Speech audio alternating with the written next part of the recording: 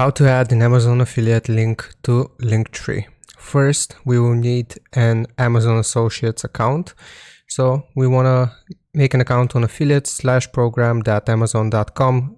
It's not what this video is about. If you want to learn how to create an account on Amazon Associates to generate affiliate links, I have a separate tutorial on this. But basically, once you have registered on Amazon Associates, then you will get this site stripe. So Amazon Associates site stripe. Basically, it connects to your Amazon account. So here I'm just going to search for a product that I want to promote on my Linktree. So I am going to do mousepad. Let's do mousepad here. We can choose whichever mousepad we would like to promote. So for example, we're going to click on this one. And now what we need to do is generate the affiliate link itself. If you want to generate an affiliate link, you have to click on this blue text button.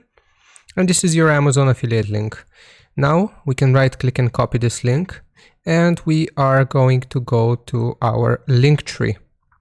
So from Linktree, you want to log into your account. And we will click on this option to add a link.